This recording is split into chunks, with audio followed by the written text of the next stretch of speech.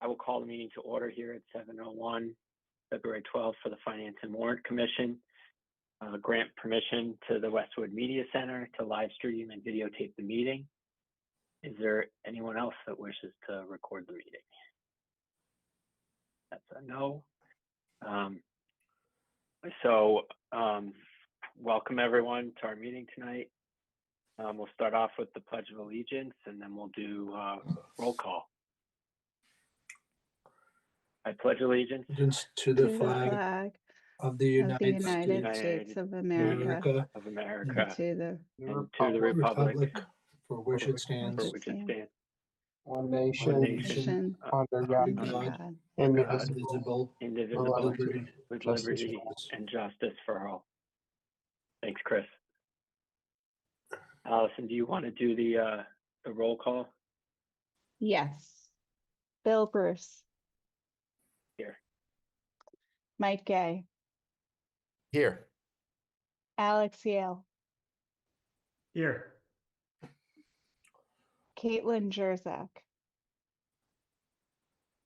Christopher Marks. Chris Pareda. Here. Christine Cannon. Here. George Laham. Here. George Maroon. Here. John Kerry. Margaret Driscoll. Mike Powers. Here. Ryan Sturma. Here. Seth Fredrickson. Susan Flanagan Cahill.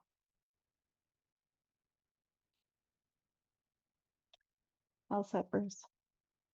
Bill. All right. Yeah, Allison, can you promote Rob Gotti as a panelist? Yes. Cool.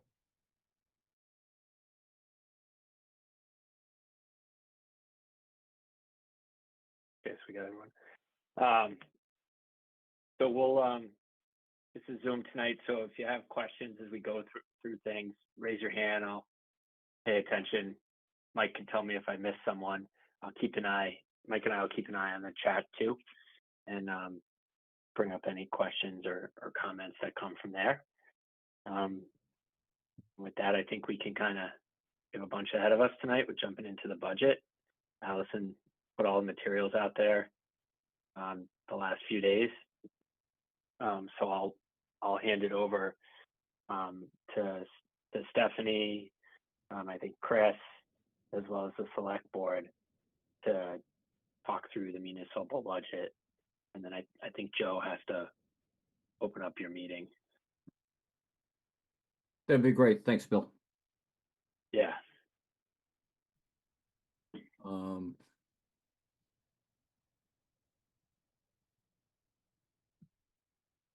All right, I'll go with this.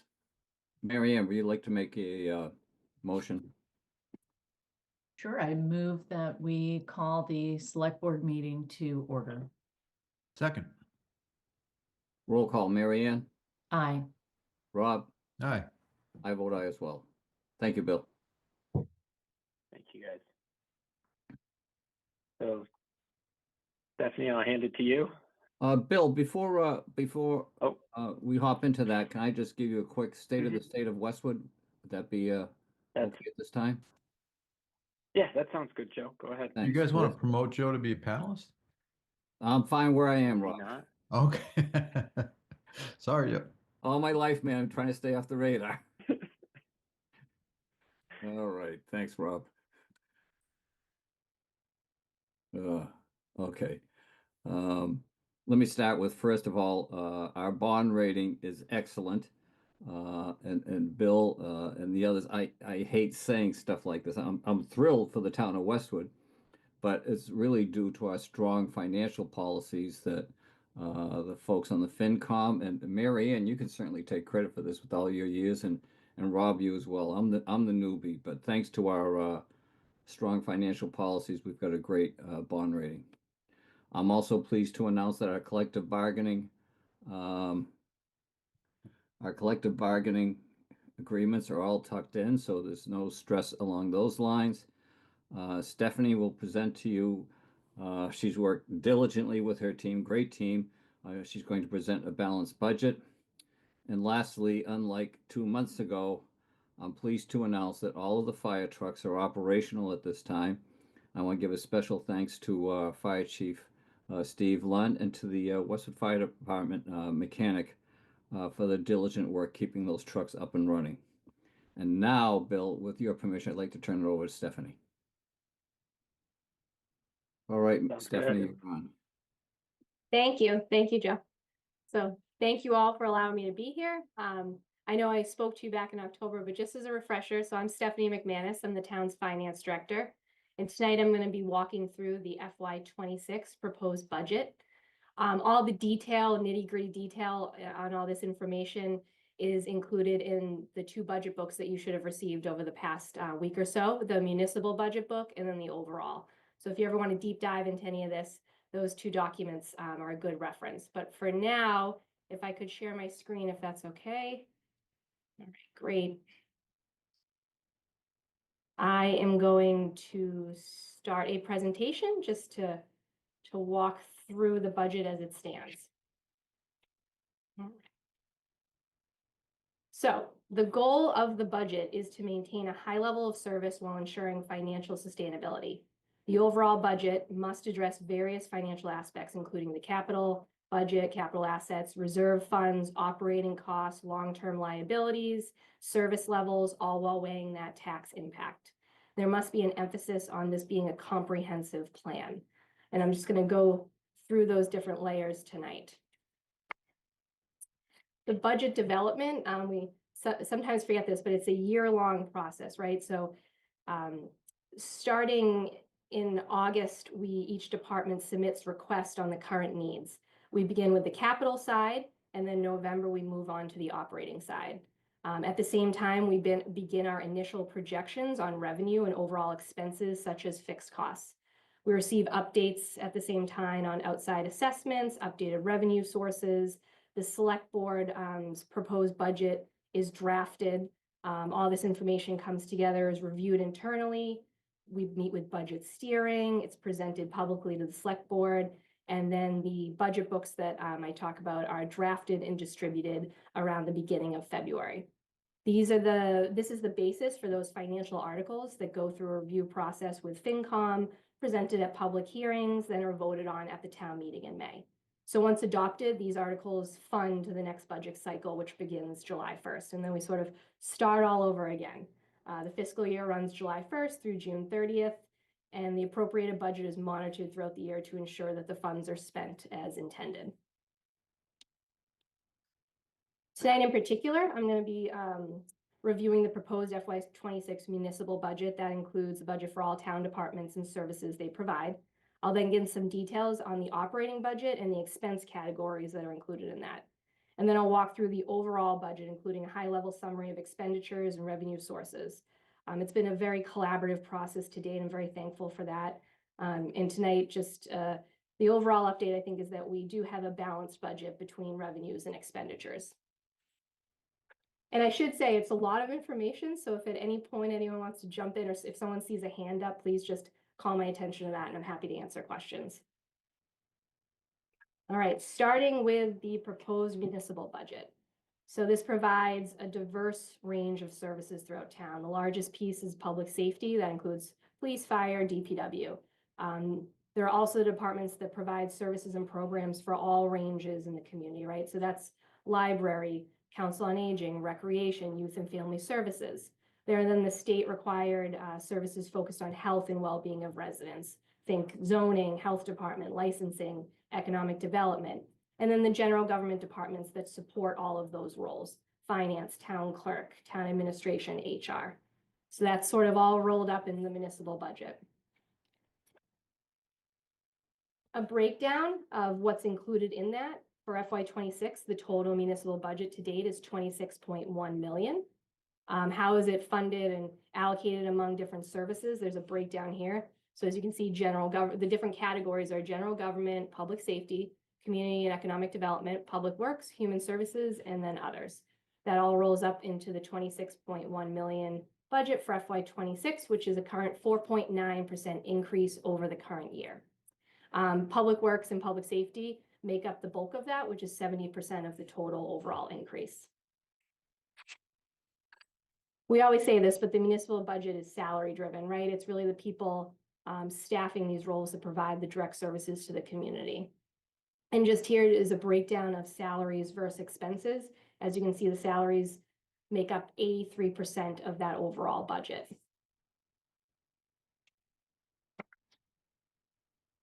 Approximately 1.4 or 100% of the total increase is for salaries in this current year. It includes contractual obligations, COLA, step increases for staff, and any mid-year adjustments that happen during FY25. Specifically in this budget year, it's driven primarily by contract obligations and salary accounts, including new wage scales for our non-represented employees, as well as police and fire that will go into effect in FY26. We're able to offset a portion of this increase with reduction to overall expenses without reducing funding for the most critical services and program areas. And this is just sort of a chart to show trending over the last couple of years, how that growth has happened in the municipal budget. It's been a relatively moderate growth. We strive for sustainable budget growth. FY26, the increase, as I said, is 4.9. Just to put that in perspective, the FY26 increase was 5.1, FY24 was 4.6. So that municipal budget is one piece of what we call the operating budget, and I'm going to go into details on that right now. So the different components in the operating budget, and when you think of this, this is really what we call Article 3 of town meeting, or Appendix D. Included in that is the municipal budget, the school's budget, fixed costs, debt, and sewer enterprise. So tonight, I just went through the municipal. I'm going to do an overview of fixed costs, an overview of debt. The school department, I believe, is presenting to the school committee tomorrow night. And then the sewer enterprise, I won't go over tonight. That has its own dedicated funding source. That's an enterprise fund.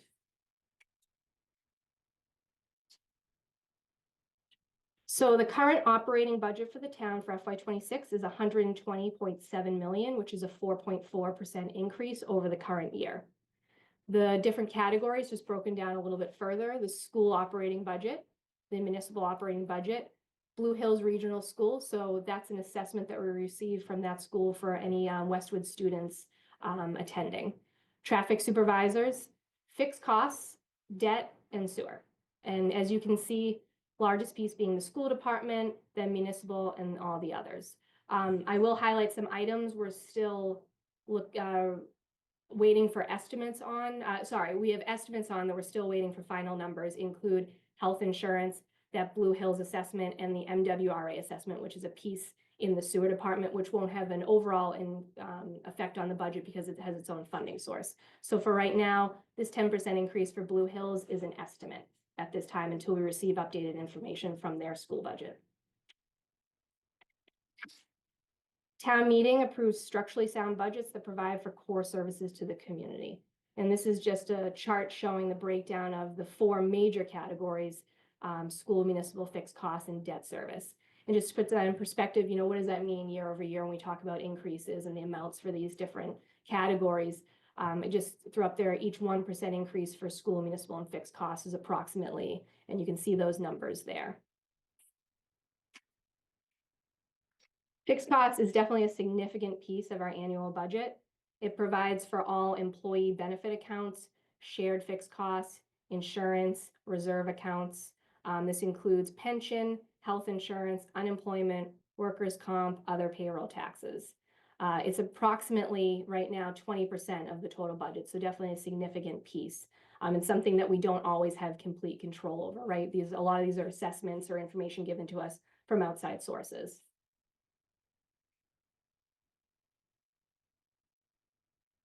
This is just a further breakdown of some of the larger pieces of the fixed costs. So the benefits obviously is the biggest piece at 19.1 million. We then have what we call comprehensive liability insurance and other shared accounts at about 1.7 million. Our waste services, trash, recycling at about 2 million. And then our townwide reserves, and that's the FinCom reserve, Select Board reserve for 820,000. And a breakdown here of just sort of on the benefit side of things, how that's broken between, because we do budget in the fixed costs, you'll be able to see a breakdown of municipal and school as it relates to the employee benefits. So we've been given updates to the select board over the last couple of months on these. So I just wanted to highlight the major pieces of the fixed cost budget. It's currently a total increase of about 7.6%, which is 1.69 million over the current year. The pension assessment we have received from Norfolk County Retirement System for FY26 is 7.17 million, which is an increase of 7% over the current year. And I'm just going to take a moment because I have presented this to the select board over the last couple of months, but I just wanted to, at this group tonight, update a little bit on the situation because that is a large increase and I just want to highlight it. It's due to the Norfolk County Retirement System and their most recent valuation report.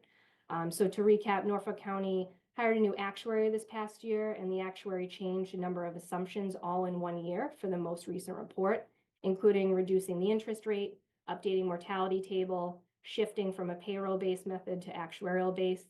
All of these changes resulted in a significant increase for FY26. And I'll sort of go over that in a little bit in more detail, but I just wanted to highlight that update.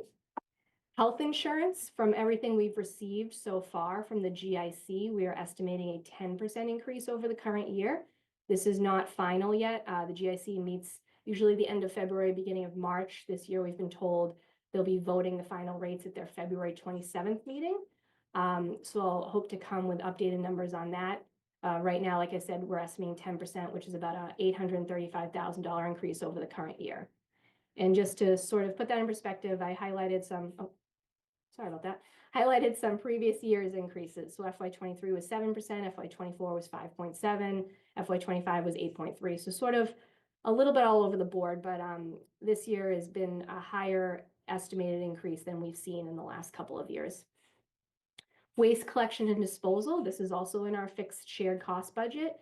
For FY26, that is currently 2.08 million, which is an estimated increase of 9% over the current year for $170,000. This is based on the contract that the town has with a few different vendors, Wheelbrader, Waste Management. That is not final yet, but that's the estimate we have included to date. And just to put this in perspective, the current budget or the FY25 budget, the final increase over FY24 was 4% total. Debt is another big piece of our expense operating budget. So for FY26, the total amount is 7.2 million, which is a decrease of 2.3 million. This includes all principal and interest payments that we'll be making on exempt and non-exempt debt in FY26. So this is just sort of on the exempt debt piece side, it's a little bit of a natural decline in debt service. Same on the non-exempt debt side. No projects of significant rolled off, but the payments, you know, not all payments are on a level debt service. This is sort of a declining debt service level. So it's just a natural decline of that we're having savings on. And this is just these two charts are total debt payments within Prop 2.5 for what we call non-exempt payments at 3.2 million for FY26. The exempt debt payments, which is, you know, when you think debt exclusion overrides and large projects that come online, that's what these payments are made through. It's currently $4 million for FY26. And so sort of building here, right? So started with the municipal budget, that's part of the operating budget. And then the operating budget is part of the overall proposed FY26 budget. So the annual budget determines how and where available funds will be spent in the upcoming fiscal year. So when we're balancing the budget, it's important to go over the sources of revenue that go into supporting the different expense categories. So on the revenue side, that's the tax levy, state aid, local receipts, sewer enterprise fund, meals and hotel tax, and free cash. These all fund the operating budget, capital articles, our stabilization fund allocation, our OPEB trust allocation, and then any state and county charges that we receive. And I'm going to walk through all of that, but just sort of to high level on a comprehensive plan overview first. And then I'll go into detail on all of these. The operating budget includes schools, which currently project a 3.5% increase for their operating budget, the municipal budget 4.9%, and then fixed costs at 7.6% increase. The base capital budget, these are the annual capital articles we have each year. One's dedicated on the municipal side, one on the school. Those were increased over the previous years. We presented to the select board with this year's free cash amount. These are funded with free cash. We felt that it was the year that we could increase these. It was about an increase of about 12% on both sides. So the municipal amount is 1.525 million and the school amount is 1.14 million. We then have what we call sort of the supplemental capital budget. So these are funded with different funding sources. We have one additional capital for 1.252 million that's funded with meals and hotel tax. Another one that's funded with free cash for 920,000. We have the sewer capital improvements for 75,000, which is funded with sewer retained earnings. And then our other capital improvements, which is 1.035 million funded with ambulance receipts and cemetery trust funds. We then have our liability and reserves. So these are two separate articles. One is an allocation to our stabilization fund with free cash in the amount of 125,000. And then the OPEB trust fund, our allocation to that at 1.59 million, which is funded with taxation. These are both required to keep on track with our funding. On the OPEB side, it's to keep on track with our funding schedule to date. And with the stabilization account as part of our financial policies that we make an annual allocation to this. It's the town's main reserve account. We then have one, I say borrowing article, but it's for the MWRA program for the sewer I&I. So it's in inflow and infiltration. It's $500,000. It's a zero interest loan. It's part grant, part zero interest loan. So while it is borrowing, it doesn't have any interest cost to the town. We then have an article for additional senior tax relief via the Aid to the Elderly Fund. We're presenting a $300,000 allocation to that account made with free cash. And then just highlighting overall that the proposed budget is balanced between revenues and expenditures. All right, so just sort of breaking down the expenditure summary of that $130 million. We have the main pieces of that are the operating budget, known as Appendix D, which is made up of school, municipal, fixed cost, debt, and sewer. We then have the capital budget, various reserves and liabilities, and then prior year articles. And this, I won't read every number out for you, but this is just sort of the breakdown of all of those and how they add up to the $130 million total overall expense budget. Moving to capital, the select board continues reinvestment in the town's assets and infrastructures. These articles are built each year from submissions that are included in the 5-year capital improvement plan, which was distributed in November. I talked at the beginning that we sort of start in August requesting information from departments on what they feel their needs are for the next 5 years on the capital pieces, equipment, small projects. We then draft that overall capital improvement plan. That goes out there. We then go into detail with the departments on what is actually needed for FY26, and that's how we build the capital articles. So all projects listed in the articles are detailed in that document, so I won't sort of go into the nitty-gritty on all of them. But I'll just flip through quickly on, as I said, we have the base capital, additional capital, and the sewer borrowing. So this is the municipal base capital article, funded with free cash for that total amount of $1,525,000. All these projects are listed in that book with background detail on all of them. Again, if anyone has a question, I'm happy to answer it, but I'm just going to sort of flip through quickly. This is the school-based capital article. And again, sorry, I should back up and say that I will be going through all of these in detail also at the March public hearing. So on the school side, that's $1,140,000, also funded with free cash. We then have our additional capital article funded with meals and hotel tax. So this is made up of various townwide projects, generator replacement, lighting at the library, DPW garage work, an additional study room at the library, meeting room technology, town and school financial enterprise software upgrade, all funded with meals and hotel tax. A second additional article funded with free cash is more focused on facility-based improvements. We have a few town hall facility projects and then a Sheehan electrical upgrade on the school side. Again, funded with free cash for $920,000. We have that sewer improvement, sewer capital improvement, sorry. The one article on that for this year is stormwater management, MS4. Please don't ask me to go into great detail on this, but this is the sewer department and is funded with their retained earnings. We then have their borrowing piece of their program, which is for the inflow and infiltration program. It's an MWRA loan. 125% of that is a grant and the rest is a zero interest loan. It's a great program that the town has utilized many times over the past years.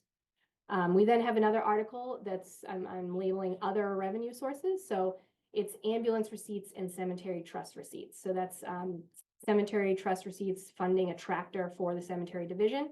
We then have rescue upgrade and replacement equipment for the fire related to the ambulance and a fire engine replacement, both funded with ambulance receipts. There'll then be an article, as there has been over the past number of years, for an allocation to the stabilization fund. That amount for FY26 is $125,000. So it's the town's main reserve account. It protects the town against emergencies. It's also important for our AAA bond rating, and it helps mitigates any budget disruptions that you might see, such as an economic decline. The amount right now in that fund is about $4.2 million. Oh, no, I'm sorry. Yes, the amount in the account is about $4.2 million, and the allocation into that for FY26 would be $125,000 funded with free cash. The OPEB Liability Trust Fund, just to break that down, so OPEB stands for Other Post-Employment Benefits.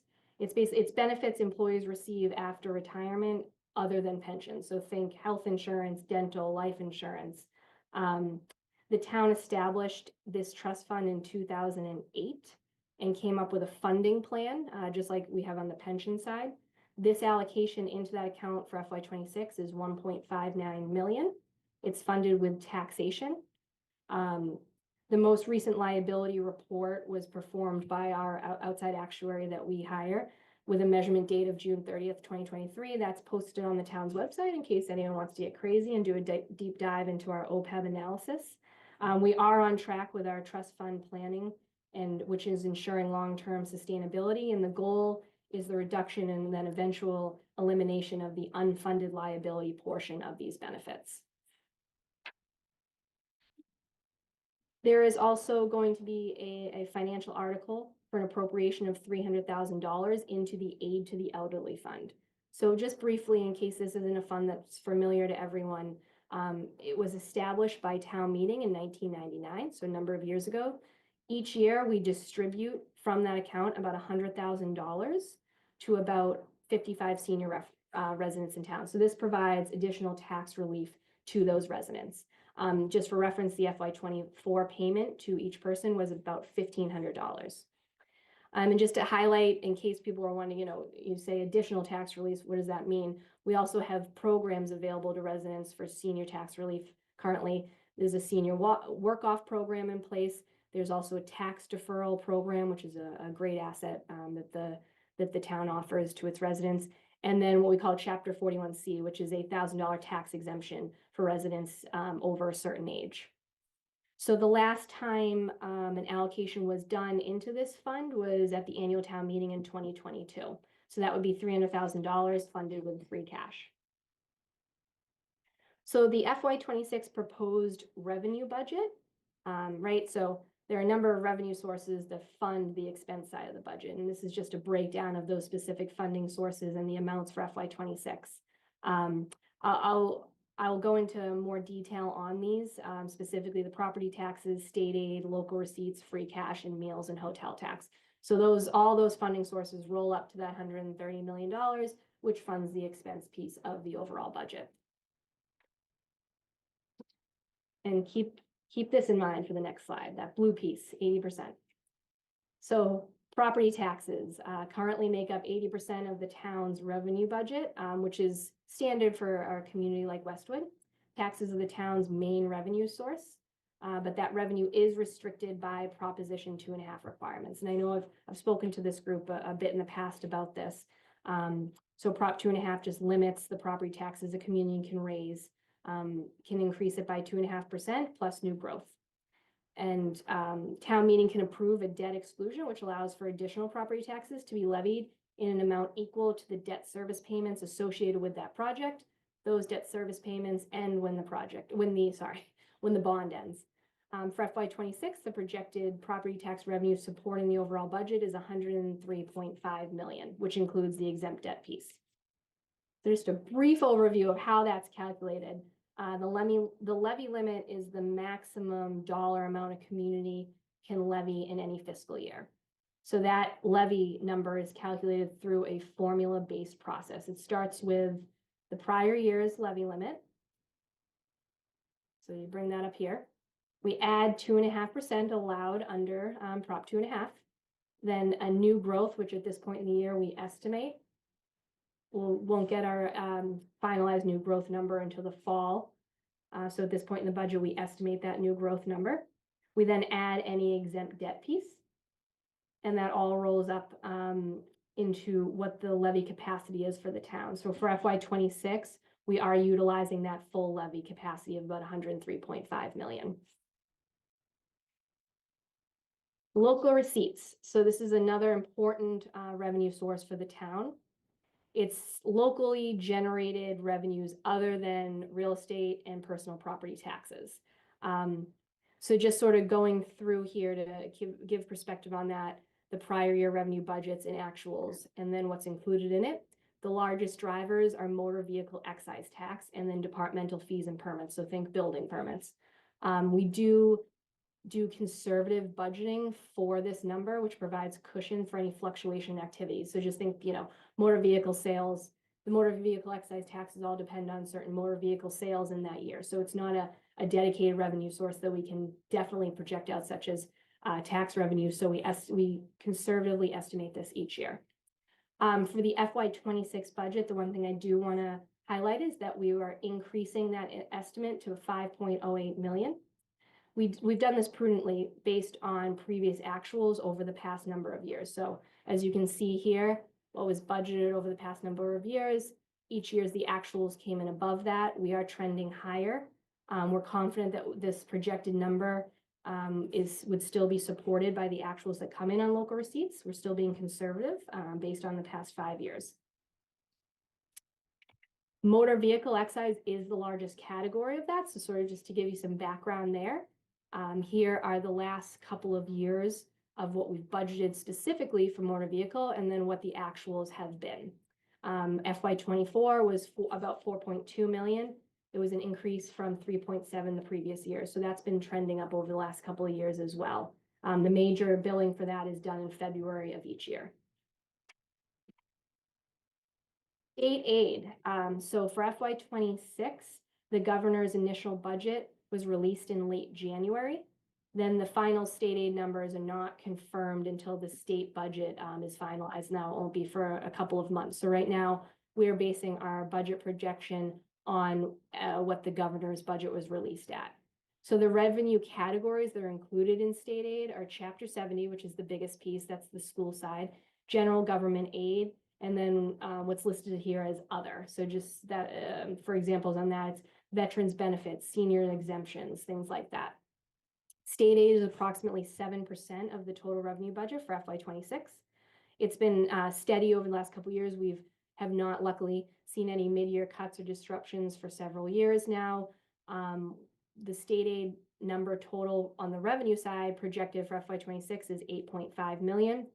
I do want to highlight, because it's important, we also get state charges that sort of offset that a bit. So while the increase, the change year over year for the revenue side is about 235,000, the real net increase is about 195,000 over FY25, which is what we were originally projecting out when we started the budget process this year, right? So we start off level funding this for projections, and then once we get the governor's budget, we update that number for what that came out as.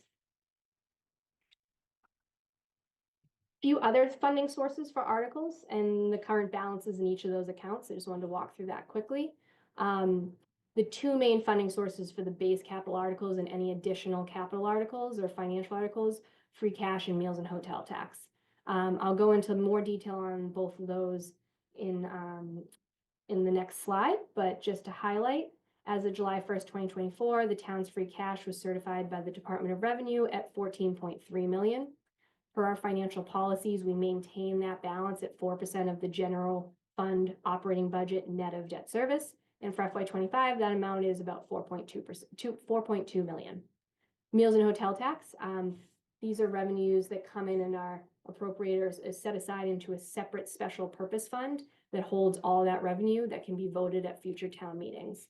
It's used for capital projects, not used for operating budgets. The current balance in that account is 2.4 million. There's also some other dedicated funding source for articles, including ambulance receipts. I talked a little bit about that before on the capital piece. The current unreserved balance in the ambulance account as of December of this year was 1.7 million. So these funds get put into a separate account and can be voted at town meeting. We also call these receipts reserved for appropriation, which is pretty fitting. Sewer retained earnings. The FY24 final unreserved fund balance for that was 2.9 million. I sort of try to equate this to sort of give background on it. I call it the sewer department's version of free cash, right? So their unreserved fund balance at the end of the year. The cemetery perpetual care receipts, that's a trust fund that we have. Receipts in this fund the receipts cannot be expended, but the earnings on them can be. So the current balance of the expendable portion of that account is $60,000. So that's funding one of the pieces that I went through earlier on the articles for the cemetery tractor. Free cash, as I said, it was certified at 14.3 million. This is essentially the town's retained earning. It includes available funds from the prior year, then adds actual revenue higher than budgeted, and any expenditures not fully used for each of the departments or revenue or expenditure accounts. The Department of Revenue certifies this number each year in the fall, and it's based on the submitted balance sheet from our accounting department. Once certified, these funds may be appropriated at town meeting through a vote. We don't apply them to ongoing operating expenses, and we also don't utilize the full allowance. As I said before, we keep a balance in there at a certain percent of our operating budget, and right now that's 4.2%, 4.2 million. For FY26, the proposed budget uses 3.5 million for capital, 125,000 for that stabilization allocation, $1 million for the FinCom Select Board Reserve fixed costs, and then 300,000 for the aid to the elderly. That totals 5.1 million for FY26. So, doing quick math, that is leaving more than enough in our balance that our financial policies dictate. A little more background on meals and hotel tax. Any funds must be appropriated by town meeting. And I apologize, in the presentation I sent you, it did say that all uses require a 2/3 vote. Last year, that was actually updated by the Department of Revenue, so it now requires a majority vote at town meeting. Funds have traditionally been used for capital projects. The state collects the revenue and then sends the town's portion on a quarterly basis. So I sort of just wanted to highlight here and give some background on the meals tax revenue, the hotel tax revenue, and sort of what that's looked like over the last couple of years, and then a history of the balance in that account. As I said, for calendar year ending 2024, that amount was 2.4 million. As you can see from the charts, the revenue fluctuates year to year, which is why we do utilize this for one-time expenses. For the upcoming town meeting, it uses 1.2 million of these funds, which includes generator upgrades at the COA and library building projects, repairs to DPW garages, meeting room technology, think, hybrid meetings, and then the town and school enterprise software, which is upgrading our financial systems. All right, so that sort of wraps up the nitty-gritty of the numbers piece. Continuing on the next steps in the budget cycle, we'll continue to refine any projections on revenue and expenditures, monitor our state aid, finalize capital budgets, present all of that along the way to the select board, and send any updates to the FinCom as they come up. We'll then start preparing what we call Article 1 and Article 2, which is FY26 budget supplements. Article 1's transfers from one budget to another. Article 2 is the supplemental budget with additional funds such as free cash. So that's sort of to close out any projected overages in the current budget year. That's what Article 1 and 2 is used for at town meeting. We'll finalize that mid-March in advance of the public hearing in front of the FinCom. We'll then be having subcommittee meetings over the next couple of weeks. And then the final budget approval will take place at town meeting following the public hearings in February and March and the Finance and Warrant Commission overviews.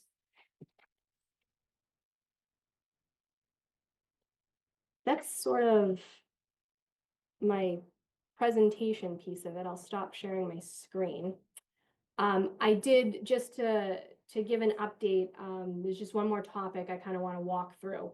If you've been watching the select board meetings over the past few months, there have been many presentations on the budget and a number of discussions around that gap, right? So we had a $1.5 million budget gap between projected revenues and projected expenses. So I just wanted to take an opportunity to sort of walk through the process of how we closed out that budget gap. I've gotten a number of questions on that to get to the current balanced budget.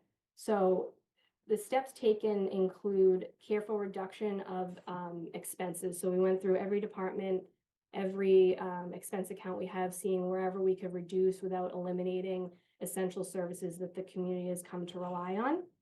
We then updated revenue projections and used targeted use of free cash. So we are in this budget for FY26 fully funding the select board reserve account with free cash. So in the current FY25 budget, $155,000 of the $355,000 reserve fund budget is funded with free cash. We're adding $200,000 of that to round it out and fund the entire reserve fund with free cash. This is similar to the approach that was taken a couple of years ago to fund the FinCom reserve with free cash. We are then, as I sort of highlighted earlier, increasing our local receipts projection by $500,000. So that'll be 5.08 million for the current year. As I said, we still feel comfortable using this projection. It's a number based on actuals that we feel confident will still be a conservative budgeting approach. And then we are partially funding the pension assessment increase that I talked about earlier with free cash. So that would be $320,000 of applied free cash towards that. And sorry to brutally talk about the pension, but to give a little bit more background, as I stated, it was a large spike this year in FY26. The changes that Norfolk County and their actuary made this year were all made at one time, and they did not amortize the impact through, say, FY 2035. Right now, they're still projecting out funded by date by 2031. So they sort of implemented all of these changes all at once, which had huge impacts on all the communities involved in this Norfolk County retirement system without smoothing out the impact. They've received such pushback from the different communities in the group that they've decided not to vote on any future funding schedules, meaning FY27 and on. This is not usual for them. I don't see any time in their history where this has happened. So it means really that we only have information on 1 year, FY26, as to what their assessments are of communities, and in particular Westwood. So their plan moving forward is not clear. We do have a meeting next week with them. So they've been asked by communities to reevaluate their assumptions and their fully funded by date to sort of, push that out further than 2031 to smooth out this increase. Just for reference, all communities in this system, the average increase from FY24 to FY25 was about 2%. For Westwood, the increase has been under 2% the previous 2 years. Because of this, that's what I was projecting out as what we're anticipating for the increase to the pension assessment. And with the unanticipated large increase for FY26, we're still using our taxation to fund the expected 2% increase, and then using free cash to fund the remaining amount. We're sort of basically smoothing out this unexpected increase in the unfunded liability portion, as we think that Norfolk County system should have done, until we know their plan moving forward. So yeah, that's sort of the steps we took to get to that budget gap. And if you're interested, I did sort of go into a little bit more detail at the select board meeting, but I did want to bring that back to this group in case there was any questions on that. And I'll sort of turn it over to you all to ask any questions you would like. And thank you. It's a lot of information. I'm sorry, it was a lot of information. But it was well laid out though, so thank you for kind of explaining everything for us. I think it helps a lot. So I'll see if anyone has any questions. Chris? Thanks, Bill. Stephanie, that was very good. I love the way that you broke out the overall budget into school, municipal, debt, and whatever the fourth category was, I can't remember. Fixed costs. Just cost, there you go. So let me go back to slide 7. It's the proposed municipal budget, and it has a line on there called other. That you budgeted $166,500 for in fiscal year 25, but only $500 in fiscal year 26. And I'm just curious why such a dramatic drop. No, thank you for highlighting that. So there are 2 categories included in that. One piece of it is communication, so phone systems, things like that. We moved that. It was included in other, and then there was also budgets for things such as communications, phones in individual departments all throughout the town budget. So we consolidated all of that and put it into our shared cost account. So that number is still included in the budget somewhere. It's just been moved from the municipal side and included in the shared costs and consolidated so that individual departments, don't have 5,000 here, 8,000 there, and sort of inflating their individual budgets. We pulled that all together as we've done in the past on a number of other categories, consolidated it all and put it into our shared cost account. All right, so that it has And nothing. It has and the nothing five, to do. It has sorry, the nothing to do with the. $500 is the disability commission, so there is a small allocation for that. So Inaccuracy. so even though that $166,500 is coincidentally the same number that our debt service dropped, it has no relation. No, thank you for highlighting that. No, it doesn't. So the debt piece was just due to a natural decline in our debt service payments. It just happened to be the same number or very close to it. Okay. What else do I have here? Oh, I just wanted to clarify for anybody who might be listening and get your view on it. Well,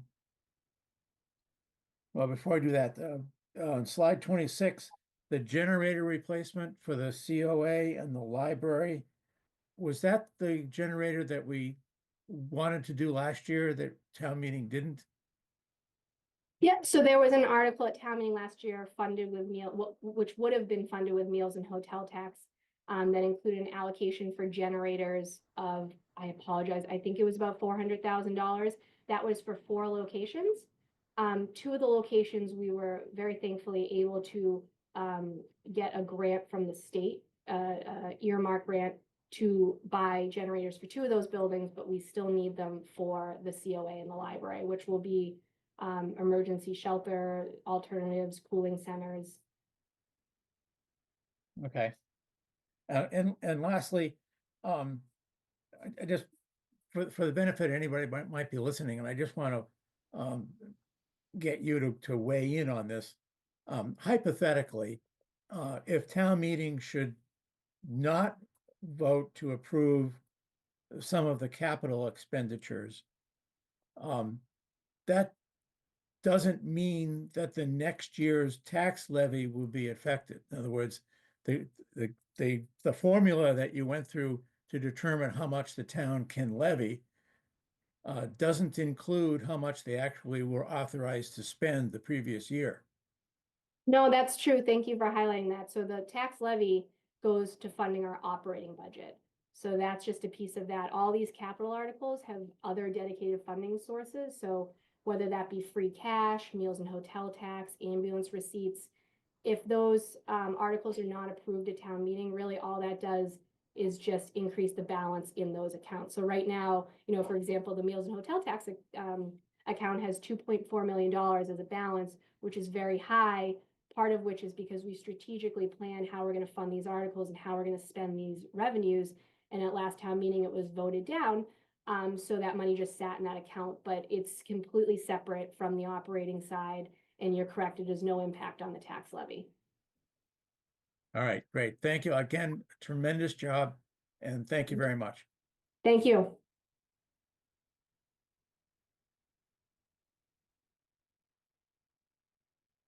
Any other questions? Bill, could I ask one? I didn't raise my hand, but. Yeah. I had a course. question, Stephanie, on page 7, which was, I think was a great slide. It says that there is a general government 6.2% increase and human services 8.1% increase year over year. And the majority of this, I think you said like 88% of each expense is attributed to labor. Can you explain? I mean, those are hefty increases as far as governments go. Even though the overall increase is 4.9%, which probably is driven down slightly by the other category. But can you explain why human services and general government's going up so much? Yeah, no, great. Thank you for the question. So the FY26 budget included a class and three new wage scales that came on board. So during FY24, the town received a grant to conduct a classification and compensation study for what we call non-represented employees. So that's library, administrative, technical, and professional, and clerical employees. A number of those people happen to be in our general government. And I apologize, did you say human services? Yeah, I just want to, you went, I know you know this really well. I just kind of went a little fast. When you say the type of employees that were reviewed in this, looks like a third party consultant came in and just did a labor analysis and basically brought everybody up to where they should be being paid, kind of.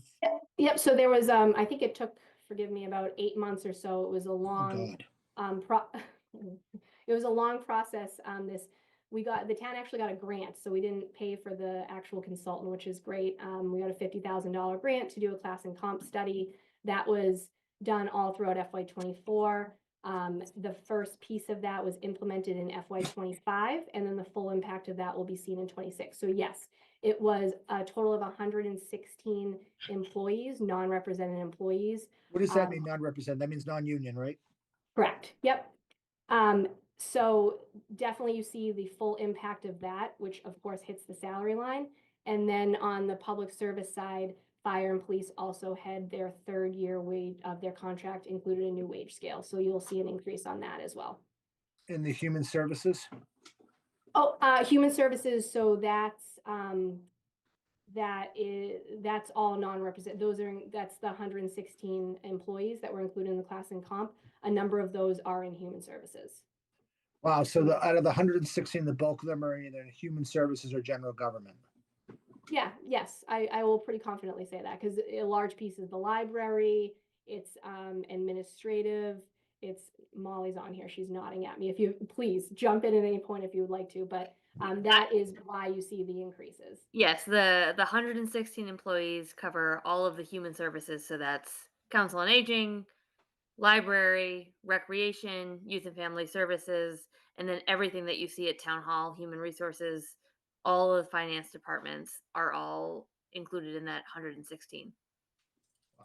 And my next question was, just because people ask me, and I always give a very bad explanation or definition, usually Rob Gotti corrects me and it makes it easier, but for free cash, I don't want to say it's the glorified savings account, but can you explain to our newer members what free cash is? Because I think the common perception is that free cash is savings, and then we're drawing from savings to balance our budget. And I know, Rob, I'm probably absolutely wrong there, but that's why I'm asking. So free cash, and I always say it's the town's retained earning. So it's not, it's a terrible name. I say this all the time. It's not free and it's not even really cash. So it's based on a balance sheet that our town accountant submits every year to the DOR. That includes actual receipts in excess of revenue, unspent amounts in any department budget line, and then any free cash from the previous year. What takes off of that is it's offset by property tax receivables and other deficits that get sort of calculated. So it's a calculation of a number.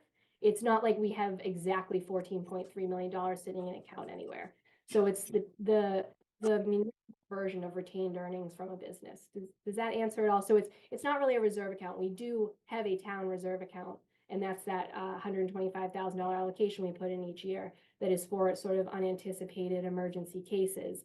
This is every community has free cash. They get each community gets certified in the fall every year by the Department of Revenue, and it's based on those things I just listed.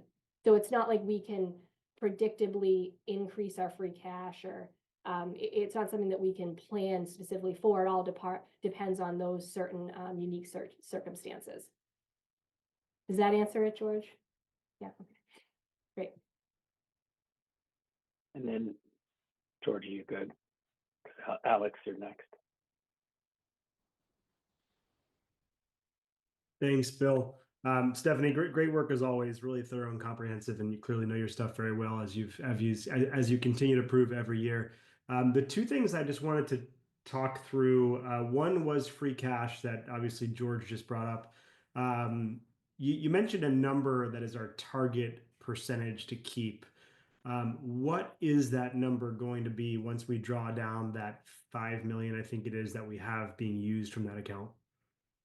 So the 14.3 million is the number we have right now. So, if town meeting approves the 5.1, that brings it down to about 9.2 million. This time in the fall, though, we'll have a new number. So at that point in time, after town meeting approves, we'll have a balance of about $9 million. And per the financial policies for FY25 for the current year, that balance should be at least 4.2 million. So does that mean we'll have 5 million additional than what our financial controls, right? Yes. Okay. I'm just bringing it up because I feel like we have theoretically an extra $5 million above what our town requires us to have, that we could use to offset one-time expenses and not use the full 2.5% of the tax levy. And I feel like this is something that we bring up or we talk about every year. And then at least in recent history, the free cash continues to sort of increase year over year, and that budget gets larger, and we use that for things every year. So, I mean, I guess just a topic of conversation. I mean, at what point do we want to bring that number down, that balance down, so that we are within our financial controls and the threshold we've set, but we're also using it to help shoulder some of an annual tax increase, because we do use the full levy every year.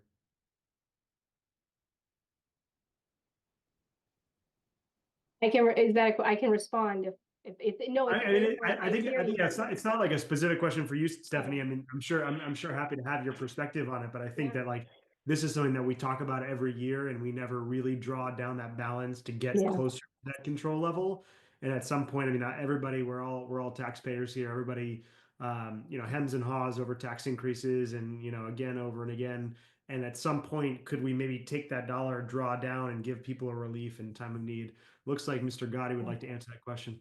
Oh, I was Rob. I definitely will turn it over to you. I'll just start with, it's hard. It's a balancing act, right? Because, and that is why, when we looked at the budget this year and we're trying to balance it, we did utilize, free cash partially for that spike in pension. We do think of these things, what can we do to offset any impact and make sure it doesn't negatively affect services for the community, while balancing that.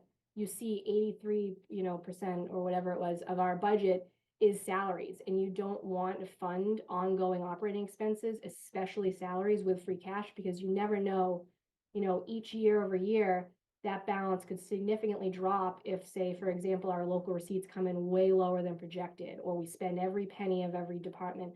So just looking to the future, if that ever happened and you couldn't continue to fund whatever you utilize for free cash on the operating side of things, it's a hard balance. And I hear you. It's a very interesting topic to bring up, and it's something that we can definitely discuss. Rob, I'm sorry, you can jump in. No, I think I'm going to build on what you just said, Stephanie. Alex, it's a fair question, in that if you draw down that excess right now, what you're doing is you're basically saying, okay, we provide for ongoing capital expenditures to invest and replace equipment based on our 5-year capital plan. If we all of a sudden drew down and we used that benefit to basically cover operating expenses, which Stephanie just laid out 83% of his people. Now you've sort of put yourself in a bind on a go forward for continuing to reinvest in your capital infrastructure, because you're not guaranteed to have that excess every year. Our financial policies call for, I think it's 3 to 5%, and we've been typically in that 4% range, in around $4 million that we maintain as our strategic reserve, right? That's what gets us our AAA bond rating. So I understand why you would want to draw that down and potentially help with the operating budget. You'd want to draw it down to use for one-time expenses, but you wouldn't want to pull it down and then use it on the operating side to help fund any other gaps, because those are going to be recurring expenses year over year in salary, right? And if you've now built in sort of a one-time payment for those and you don't have that in the future, you've created a structural issue for yourself. Yeah, no, I hear that, and I know that's sort of the challenge of using the funds. It's sort of like Stephanie mentioned, it's a fine balance. I think it feels like we end up with way more in free cash at the end of every year than we expect, which I guess can be looked at as a good thing, right? Because that means that there's budget left over in certain pockets that we didn't spend, and that money goes into free cash once the accounts are proverbially emptied. And this is sort of anomalous to that, in that we are sitting on more than we typically have in the past because we're in a high interest rate environment, and we were sitting on a lot of the money that came in when we did the bond for this Pine Hill School. So that was earning more interest than we have traditionally over the last 10, 15 years when interest rates were low. So that's sort of what has inflated that atypically this year. I think historically that fund, the free cash balance has been about $8 million, and we've typically allocated about 4 for capital projects, leaving around the 4 that we typically want to have for our reserves to protect our AAA bond rating. Is that, Steph, am I accurate in Yes, counting you're that? absolutely right. In the Thank last 2 years, and I know we've gone over this a bit, but the last 2 years saw a significant spike in interest rates, which our investment income was much higher than we saw. Motor vehicle excise tax was higher, and then departmental receipts, specifically the building permit. So it was unusual the last 2 years, and I don't foresee that continued large overage in free cash each year moving forward. I hope for it, but I can't confidently project that out. And could we take that 5 million, roughly $5 million delta between the financial control number and the actual remaining after we use it against the budget, and put that towards, let's say, a fire station construction project because it's a one-time expense? Theoretically, that could be done. I do want to point out the board is going through a facilities master plan study right now on both the school and municipal side. So we also, want to keep in mind that there could be small projects that come out of that we might need one-time sources for as well. But the plan right now is to not use free cash for the construction piece of the fire station. Okay. I think it's just something that, if that project moves forward, it would obviously be meaningful savings to take $5 million off of the otherwise the override that will be necessary for that project. Yeah. So it's something There was, and I will also, thanks for the reminder of this, I'll point out the design portion of it was funded with free cash and ARPA funds. So there was an allocation there to help the project on the design side. Yeah. Marianne, I see you have your hand up. I have a separate topic, so if you want to jump in on this one, I will wait. Well, thank you, Alex, and through the chair, I just wanted to thank you, Alex, for the question and for the conversation. And I just wanted to remind folks that it's through conversations like this that FinCom has had a really collaborative discussion over the years with the select board, which has led to things like OPEB, really working to reduce our unfunded liability, and also funding, to your point, Alex, funding the FinCom reserve from free cash rather than taxation. That was a conversation that came out of this board. And you can see that we've now used free cash for the select board reserve as well. So I think this is a really productive conversation. And also keeping in mind that the select board is scheduled to review its financial policies in the next year. And I think this is exactly the kind of conversation that we should be having. Right now, our policies are clear, free cash for one-time or unforeseen expenses, much as we've used them this year. But your point is well taken, and I think that this is a conversation that we should have as this board looks at their financial policies in the year ahead. So I wanted to thank you for raising it. Thank you, Marianne. Appreciate it. Just a sort of a related topic, Stephanie, on one of the slides, I'm sorry, I don't have the number in front of me, but it talked about local receipts and your forecasted versus actual. It looked like there was a growing delta between the forecasted and the actual to our benefit in terms of we received more money than we had planned for, which is again a good thing, a good thing theoretically, but I think can we somehow right size our forecasting so we are building in more true to accurate, to the receipts so that we could again use those dollars more wisely during the overall budget process as opposed to ending up with a bank account with more funds than we thought we'd have that we can then allocate. No, yeah, thank you for that question, for that point. It is something we evaluate every year when we budget. Just off the top of my head, I think it was for 6 years prior to FY25, that budget was stagnant. It was the same number for our projected of local receipts. In FY25, we increased that by $400,000.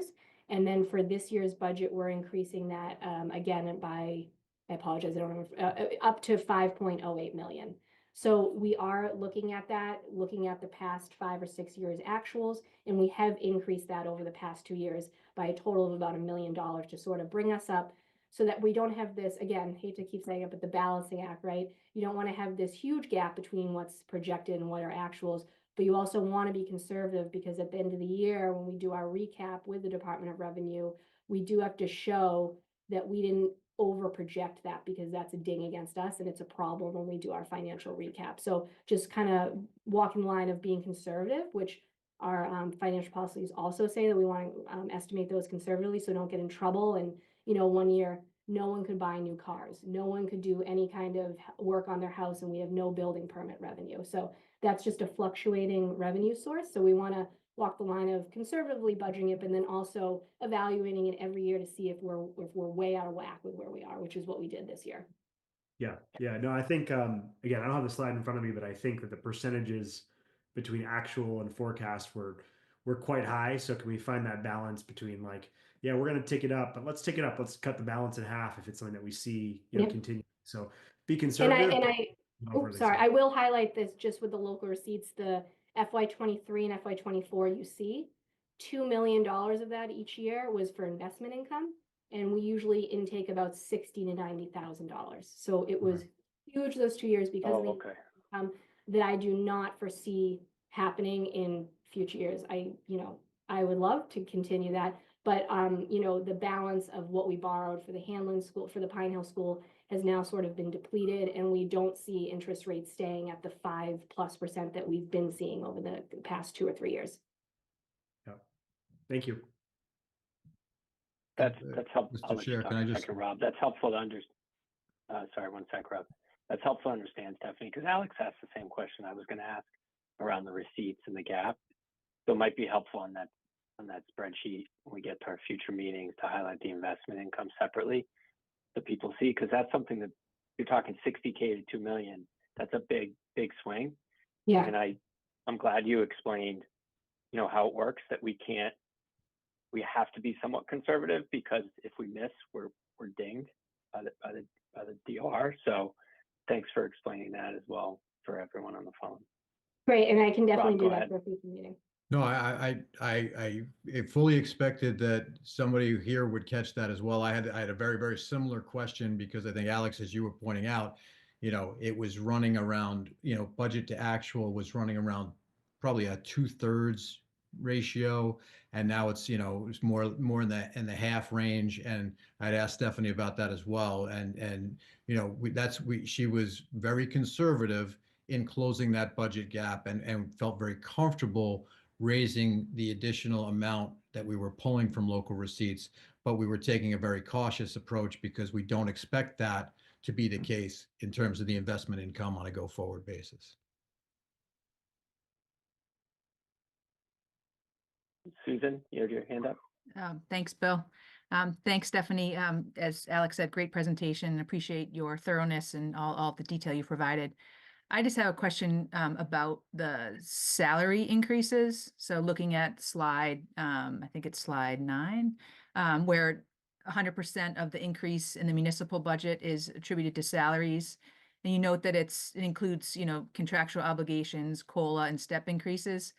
In looking at some of the salary detail, I noted that there's just a large variation in among the positions, between positions, some positions getting as high as 9 or 10% raise, it looks like, and others 2%. So could you just provide any additional color on that? Is that just driven by really that some positions have contracts and allow for such a large increase, and others, if you don't have a contract, you're just getting a COLA?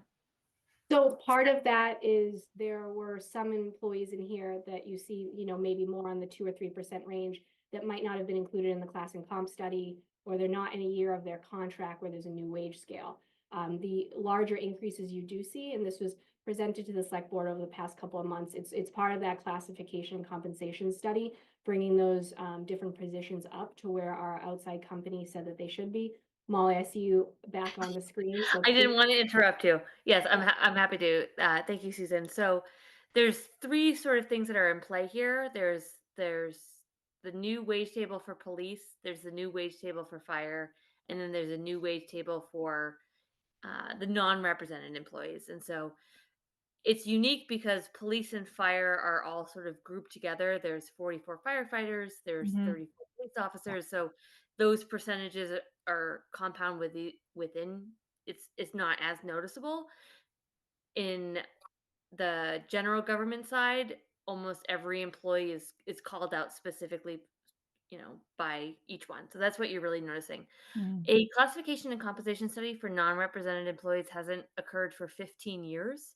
And so over the last year, we've been taking a deep dive into those positions to say, all right, are they paid competitively to their peers within the town of Westwood? And also, is that position paid competitively in the market analysis of our comparable communities? So there were a number of positions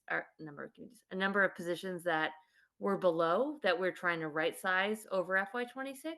And then there's a number of positions that were just about in line but needed to have a minor increase. So that's what you're seeing. It's not so much is it union? Is it not union? Is it a cost of living adjustment? Is it not? It was the combination of these are the 3 new wage tables that were being implemented into FY26, and the class and comp, because of the nature of the positions that it covers, calls out more specifically positions than positions in collective bargaining agreements like police or fire.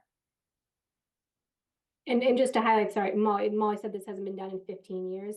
So with the different groups throughout town that are represented, unions, those happen every 3 years or so. So you don't see the large impacts. This was the first time a number of these positions have been looked at in 15 years. So it's not just bringing them up to where they are to be competitive with other communities or within, equal within the town. It's also rewriting job descriptions for them, bringing them back up to sort of what they should be today. It was an overhaul of, like I said earlier, 116 positions. So, and you're just seeing the increases based on the specifics of that position. Right. And so that study, that review included some of the senior positions as well. It wasn't just sort of admin and. Yeah, so it was 116 positions that covered everything from administrative assistant to myself, assistant town administrator, everything that was both non-representative and what we call our administrative assistant unions. So anything from the administrative assistant to the librarian to the custodian to Stephanie and I. Great. Thank you. That's helpful. Thank you. No, thank you, Susan, because I was wondering if that would come up tonight. So thank you for bringing it up and allowing us to explain it. Mr. Chair, if I may, I'd love to tee Molly up to actually build on Susan's question. Because Susan, when you're looking at those deltas from what was budgeted last year to this year, there are a number of things that can factor into that, right? So you could have a change in personnel. Someone could retire, someone else could come in. Municipal compensation, we all think of things and sort of the private sector merit increase type of, adjustments. Whereas in the municipal side of things and the school side of things, you have grades, you have service steps, you have other things that can go into compensation that when you're looking at sort of point in time budget proposed in February of, this year for starting July 1 in the next fiscal year, and you're sort of comparing that over an 18-month period, you can see some variations that make you scratch your head because they certainly did with me too. So Molly, go ahead and explain a little bit further what that is. Yeah, so each year the budget is forecasted at a point in time, right? So we present the budget for July 1st to June 30th of any given year based on the information we have on the prior January. And managing that is not a static exercise. It's a highly dynamic, it's flexible, it ebbs and flows throughout the year as different people resign, retire, get promoted, jobs are reclassified to accommodate additional duties that we require. Most of the time, the year-to-year individual personnel variances are minimal. Most people don't notice them. It's just incorporated into the bottom line budget, but individual positions in the budget can stand out and lead to questions. I think Mr. Maroon had quoted the human services at 8%. I just want to emphasize that this happens each and every year, that positions change, the services that we're providing change, and thus the salaries that we are providing to the people who are providing the services have to change. I give the best example is human resources, the department that I most closely oversee. In FY23, the HR department was completely restructured. It had an HR director and several part-time HR administrators. That transitioned to an assistant town administrator / HR director and 2 full-time HR administrators. So it's every year positions are changing, and because of the complexity of local government, we have to provide a balanced budget on February 1st at a specific point in time, and thus we're required to say, okay, this is what it's going to look like. So every year when we're providing updates like Stephanie's providing, the updates are not just percentage increases from the previous year, it's a percentage increase from changes that have been made during the year. So this class and compensation plan was implemented in July 1 of this year. So January it's now, 1. I'm so sorry, Stephanie. January 1. January 1 of this year, and then the full implementation of it will be seen in FY26. Thank you, Molly. Thank you, Molly. Christine, I thought you had your hand up. Sure. Staying on the same topic, do these increases have an ongoing impact and a larger scale impact in terms of like what we should be projecting for pension increases and other employee benefits? So outside of just like the obvious salary increases, do these now have sort of a larger scale ripple effect in terms of how we're going to have to budget for like future pension items and any other employee benefits that might be out there, health insurance, whatever other costs? Are those correlated to the salaries for employees? That's a great question. Oh, go ahead, Mia, Molly. You want? No, I was just saying so there were 116 employees who were covered specifically by the the classification and compensation schedule. So that's one of the areas. There were 34 police officers affected in their new wage table, and then 44 firefighters affected in their new wage table. So those are the total numbers that we're talking about. Yes, 100%. So pension liability is directly correlated to salaries. So as salaries increase, pension liability increases. OPEB is more correlated to health insurance. So health insurance is also increasing, as Stephanie had sort of mentioned, but is not as directly correlated to salaries as the pension increase would be. And now I'll just build on that a little bit. So moving forward, you see these increases now because these positions were, whatever you want to call it, right-sized or brought up to be where they should be. Moving forward, this isn't something that's going to happen every year, right? So this was a study that happened after 15 years of it and not happening in the past. So moving forward, it would just be the normal increases you see on the majority of these positions. And, you know, no one's changing from part-time or non-benefit eligible to benefits eligible. That wasn't done as part of this as well. So all the people who are included in our pension system or on our health insurance, that remains the same. As Molly said, there is a correlation between pension and salaries, but that would be the only impact there. And just one more thing to say off of Stephanie's is that when we implemented this classification and compensation, the new schedule as of January 1st, the commitment has been made to looking at this every 5 years instead of every 15 years. So we're not seeing the spikes that we see this year. It will be more level funded if we're looking at this every 5 years as opposed to every 15 years. Thank you.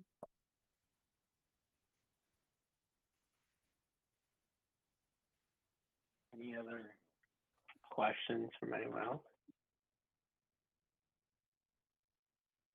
Just to be clear, this has already been passed. This has already been approved. These salary increases have already taken place. This is already underway. So this isn't like up for further discussion. This is already, and this is built into the budget that we're reviewing. This isn't in addition to. Yes, this went into effect on January 1st, 2025.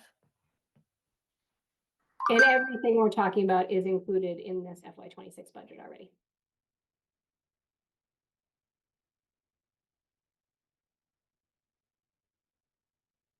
Well, if no one has any other questions, thank you, Stephanie, Select Board, Molly.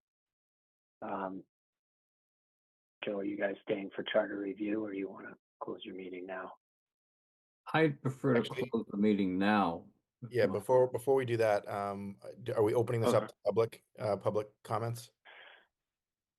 You If can, so- but I haven't seen any yet. Yeah, there are a couple Oh, in I there. just saw one. Yeah, there were Oh, a couple in they're there. in a different chat. I was going back and forth Okay, I missed them. with Claire Galkowski from 320 Dover Road. She had actually questions that I believe we've already addressed. Given the WISE restriction on free cash, can that be used to offset some of the costs to the new fire station? I responded that that had been addressed. It got a little loud at Claire's house after that. My suggestion is to effectively watch the West Media Center dialogue, because me trying to summarize kind of multiple responses probably wouldn't be a good service.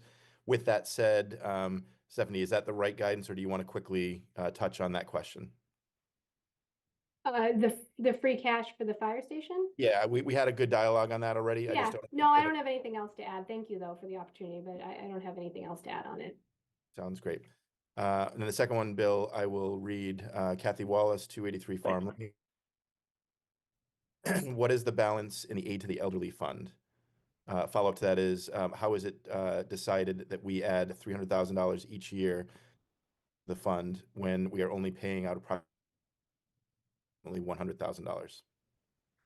Great, thank you for the question. So there's approximately $150,000 left in that account right now. We don't allocate every year. The last time town meeting made an allocation to this account was in 2022. So it's been about 3 years since that. This fund has traditionally been sort of brought along with donations, and then when needed, matched by the Select Board Reserve account. It's just not seeing the donations it has in the past. So this is sort of in line with what was done a couple of years ago. We're seeing, say, for instance, if that account balance is $150,000 right now, we have an upcoming allocation we're hoping to give out in the next month or two. That's sort of almost depleting it down to nothing. So this is just preemptively giving an allocation to that account. Great. I do not see any additional questions, Bill. Thank you. Sorry, I missed those. Now I know where they're hiding in Zoom. It's all good. That's why we got a 1-2 punch. It all works. So Joe, Bill, I think you said you wanted to close your meeting before charter review. I would. Move Mary Ann? to adjourn the select board meeting. Just question. All right. Oh, I'm sorry, Rod. That's okay. I kind of wanted to stay for the charter review discussion. So, I mean, do we have to close our meeting if one of the two of you stays as well? I just want to make sure I point of procedure, get that right. I'll give you a point of procedure. I have some other obligations this evening, so I'm sure Bill would more than welcome your input for the rest of the meeting, but I would prefer to exit stage left. But if I remain, we still have a quorum. Correct. Which means you can, I believe, the town council may be on the line, we can check with him, but I believe you could Yeah, drop he's got his Joe, hand and we up. could just remain, we could keep the quorum and Right, you could adjourn drop. the meeting later. Is that what you're suggesting, Rob? We adjourn Yeah. later? Yes, Yeah. okay. Why don't we see what Pat has to say?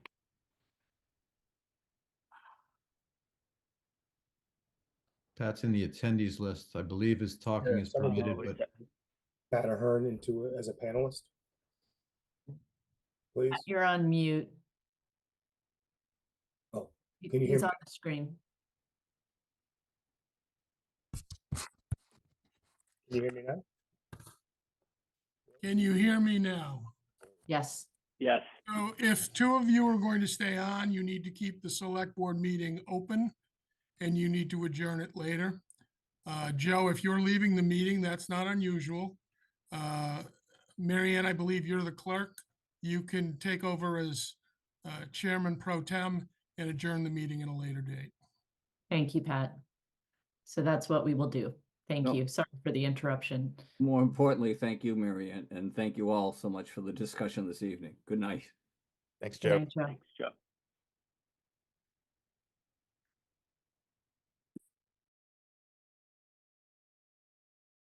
So, Paul, I believe you have to open your meeting as well. Yes, thank you, Mr. Chairman. I would call the meeting of the Charter Commission to order, which was duly noted to take place at this place in time. And I'll do a roll call. Member Powers? Present. I see Member Powers is present. Member Hyde? She may be on the attendees list, Mr. Chairman, or Mr. Vice Chairman. Yeah, I think Allison just got to promote him. Here. Member Hyde is present. Is Member Lockname present? No. And Co-Chair Cahill? I see he's present as well. Yep, So I'm here. order, we have a quorum and we are happy to be here this evening, Mr. Chairman, as I indicated to you and to the members of this committee. We want to continue to have a dialogue with FinCom. We want to make ourselves available whenever we can do so to answer any questions or address any concerns. And so that's why we're here tonight, sort of a check-in to see what we can discuss with you and keep the process going as a dialogue. So before I open up to everyone to ask questions, maybe I'll just bring up one thing that came up in our last public meeting with some public questions that maybe you can explain, because I think people were asking questions around the quorum, the quorum change. So maybe you can just reinforce what's going on there with everyone so they kind of understand what that was, because there were some couple conflicting questions on that. And then I'll open it up to the group to ask questions. And I just note that Member Lockname is also present, and I will invite my colleagues to also address this issue.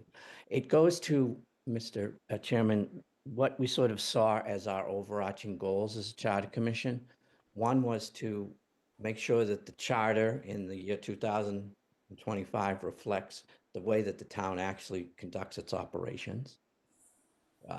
That there's nothing in it that's archaic and doesn't reflect how we run our town in the 21st century. The second was to try to make sure that we can incorporate as much as possible best practices that's been recommended to us by the Department of Revenue, municipal experts, and other towns and cities. And lastly was to try to promote the efficiency and effectiveness of not only the town administration, but town meeting.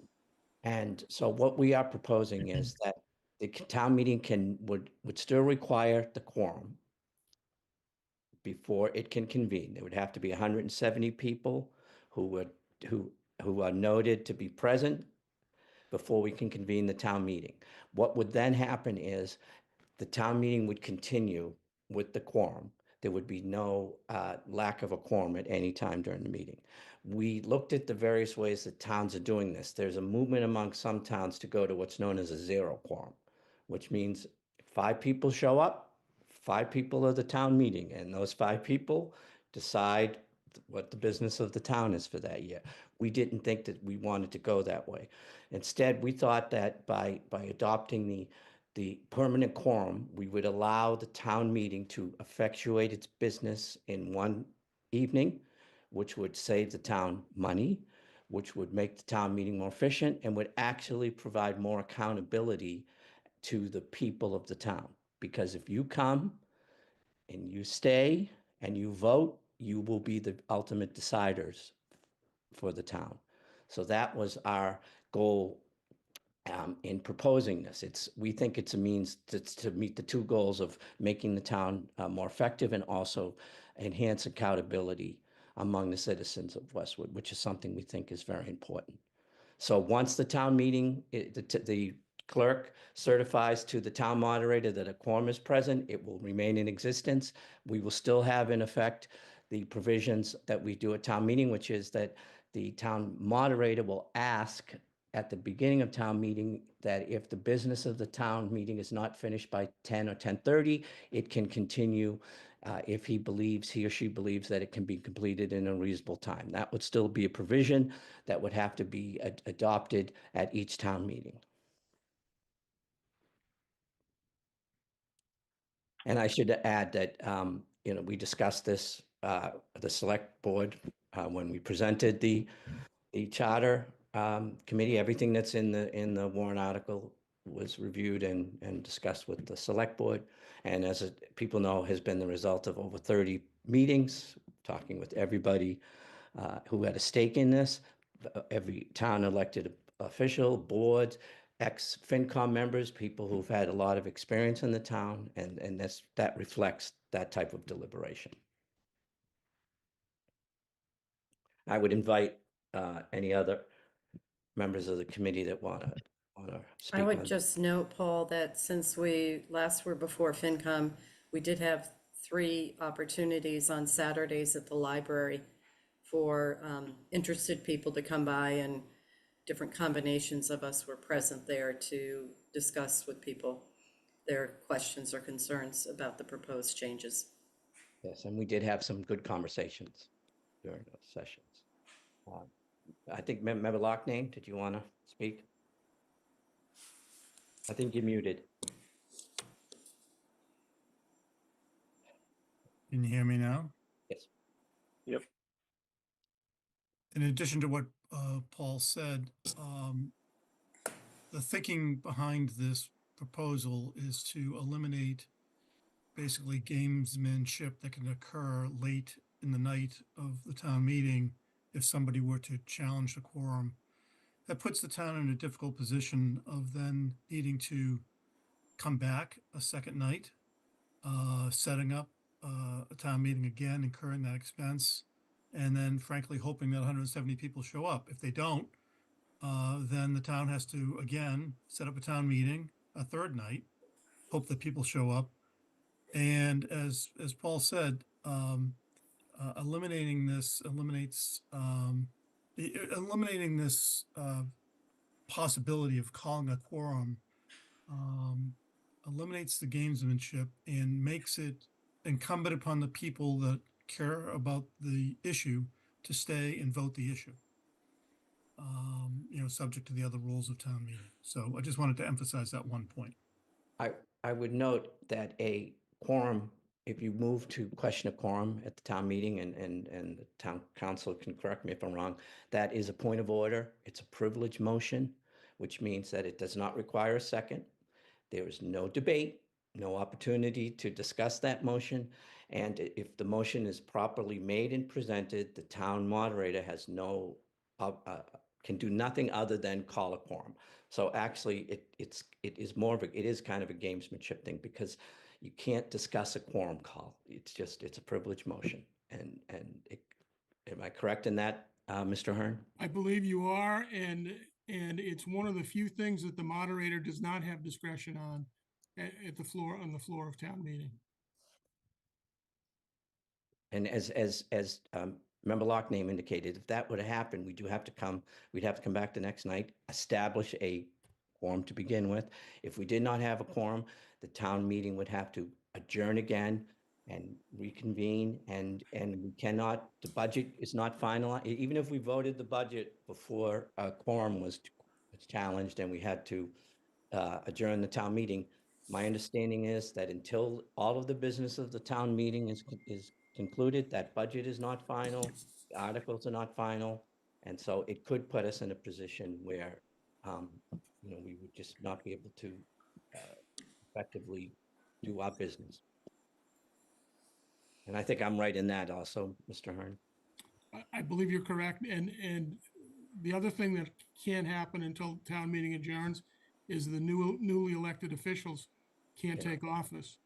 And you saw an excellent budget presentation earlier, but things can get very tight at the end of the year, transitioning from one budget to another. And I've seen it where it's taken us at least 2 nights to get a second quorum for town meeting when it's been adjourned prematurely.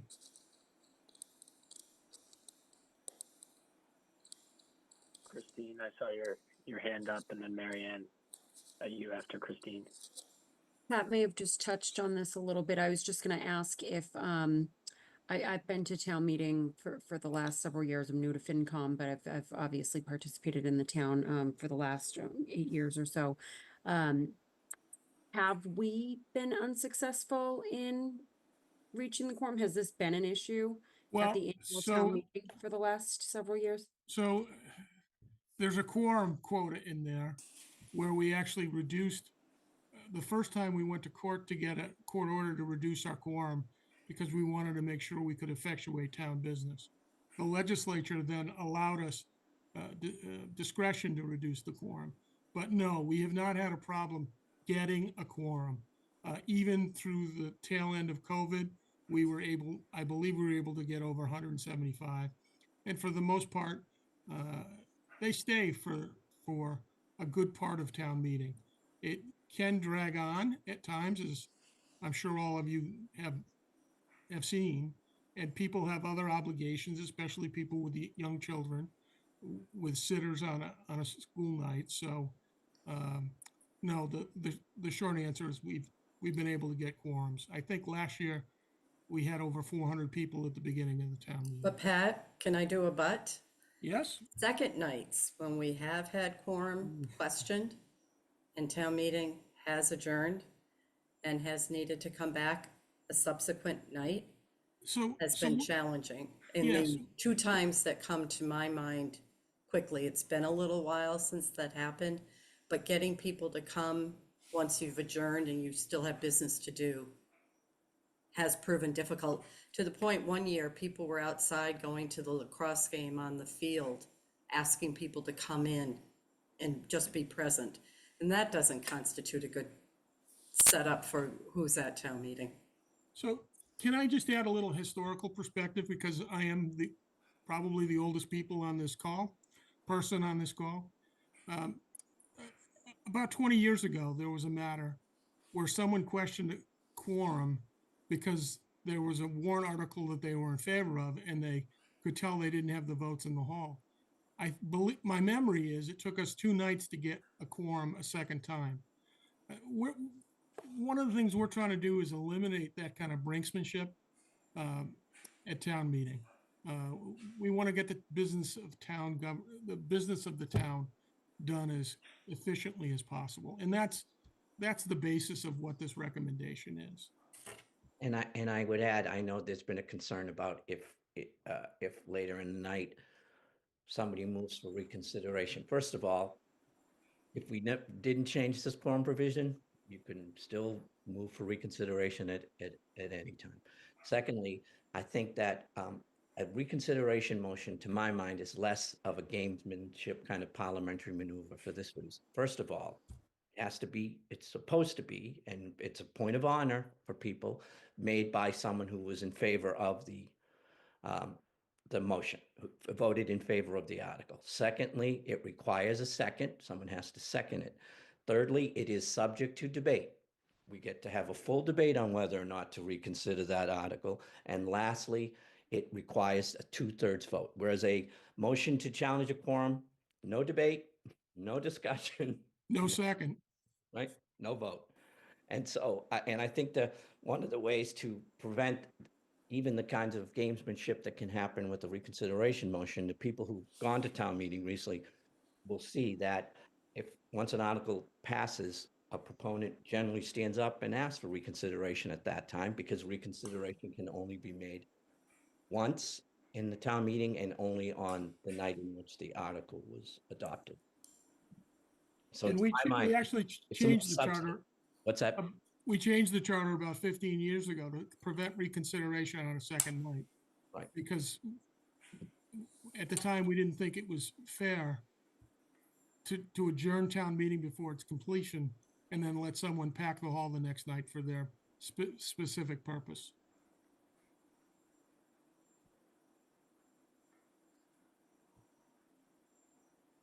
Marianne. Thank you.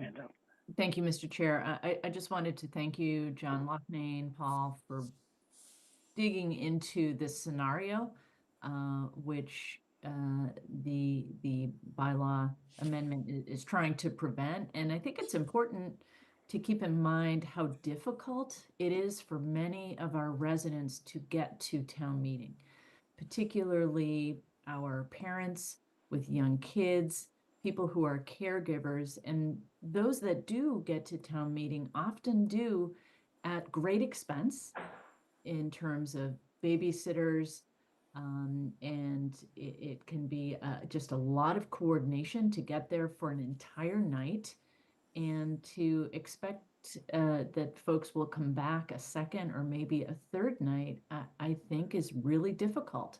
And I think the impact of that is disenfranchising some of our residents from participating in the process if we're unable to complete the business in one night.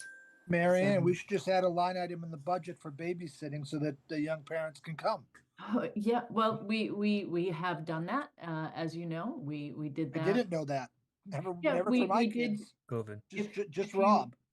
If you were at the town meeting where we voted on Pine Hill, the one that was outside. Yeah, I was there. Freezing cold, we had babysitters in the back.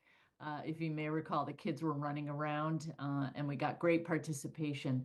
I agree that that is something to move forward, but just, having the coverage alone, having that night out for two parents, I think, or people taking care of elderly parents, it's difficult.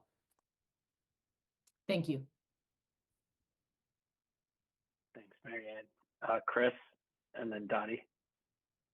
I just want to thank the commission for all their hard work and for the clarity in providing the FinCom with the definitive documents that we are to review.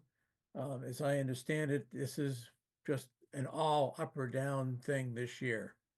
So I would encourage the commission to look carefully at whether or not you want all of your changes to go up or down on one vote. Yes. And make an adjustment accordingly. But thank you very much for the clarity and providing us the documents. Just to be clear, we're not a commission. Chris. That's a Well, different, that would have to be elected and committee. appointed. We're a committee, Committee. we're the advisory committee. Yeah, if we represented ourselves to be a commission, we would have to have had a whole different means of being appointed. So I know it's a Begins with, technical thing, but I begins with just want C. to make sure people understand that. Thank you, Paul. Yep. Thank you for your kind words, Chris. Thanks, Chris. Dottie, you had your hand up.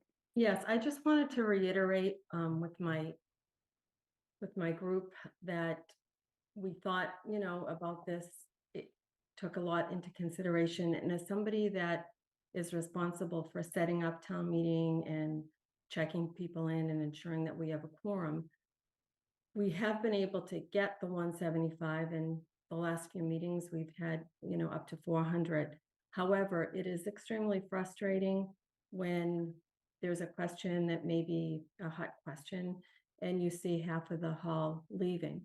And it's just really important that folks make a commitment, because anything that's happening in voting is going to affect the town. And it's really important that we set everything up. There's a lot of hard work that's involved. Again, we've talked about people getting childcare to get into the meetings, and then, worrying about, oh my God, is somebody gonna, question the quorum? And this way here, again, we're not discouraging anybody from coming to town meeting. We want people to come. We're just not, if somebody questions the quorum, we can still continue with our business, and we don't have to have it continued. As everybody said, it could be continued to a week later, and we're not going to be able to do a budget or swear in newly elected officials. So I would really hope that everybody would really, take this change into consideration highly.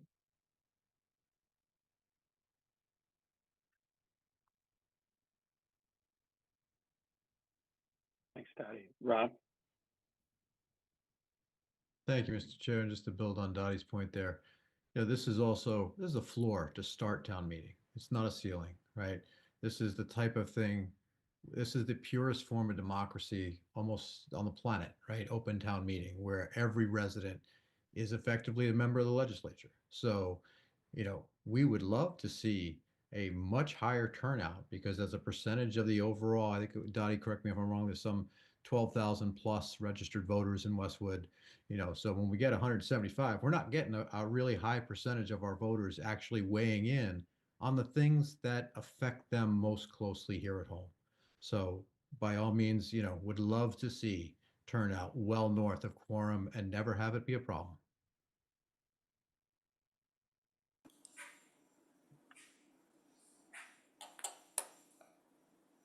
May I just add? Does anyone else? May- Oh yeah, go ahead, Paul.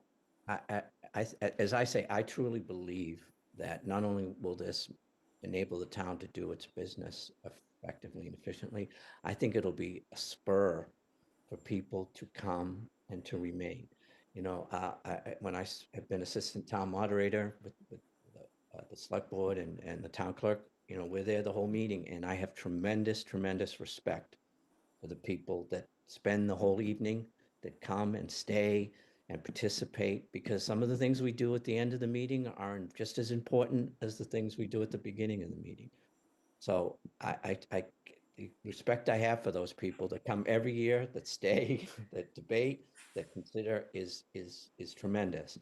And I just hope that spirit would animate others in the town to add to what Mr. Gotti said. And I would just also add that at the library, we've had some good discussions. We had Member Loughnane and I had an excellent discussion, and Town Councilor Hearn was there with a citizen who had some very good ideas about how we can make town meeting clearer to people, and I encouraged him, because once the charter review is completed, we will have to have a bylaw review committee that always follows a charter review. And once that committee is established, I encourage anybody who has any thoughts or ideas about how to increase the transparency or the understanding of town meeting to come forward, because the bylaw is a good way to do that. It's a chance to be part of the process. And I thank anybody who came before this committee as well for their comments and their insight. It was very valuable to us. Bill, I'll just throw a couple of quick comments here. Paul, the entire committee, thank you for the work that you've done. And this isn't just over the last few months, but this has been a journey for all of you. So thanks for all the work you've done. I believe, just to be clear, the current plan is to have all of your recommendations on the one article, and then we will consider that at our later meeting. Yes, that we thought that would make it understandable for the voters, that they would have the charter committee in one article, a full and robust debate, and again, that was in consultation with the select board. Again, we worked with the select board, and what we presented is what represents their due deliberation, and I thank them for the time and effort they gave us and the guidance they provided. Yeah. Thanks again. Tremendous work. Thank you. I'm happy to answer any other questions, or if any other members of the committee have a comment. But again, Mr. Chairman, this is a dialogue. Anytime you want us to come and speak and answer questions, we will make ourselves available.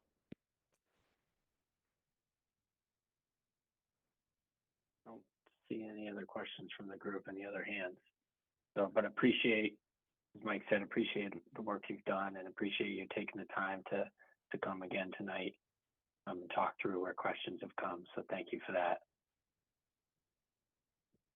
Very happy to do it. You have to close your Yes. meeting now, right? Unless there's any questions from the public, anything that you'd like me to address?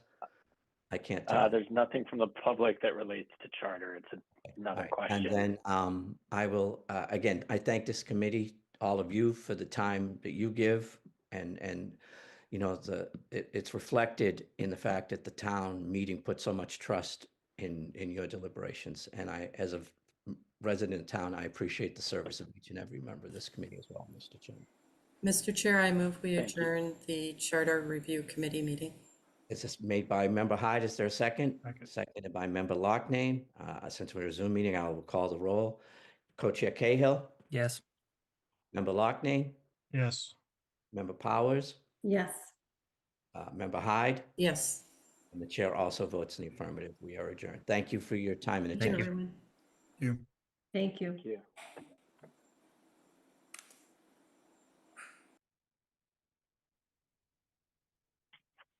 Rob and Marianne, did you want to close yours, or going to go to the end with us? You're on mute, Marion. I was saying I'm in this far. Rob, are you, or what do you think?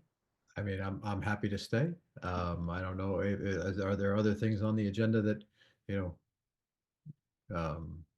we want to remain here, or we can jump back into the attendees list either? We could certainly do that. Okay.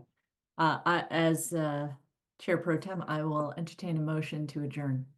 So moved. And I will second that out of necessity. Roll call. Rob? Aye. I vote aye as well. Thank you, everyone. Good night. We'll Thank you, everybody. devote ourselves to attendees. Thank you.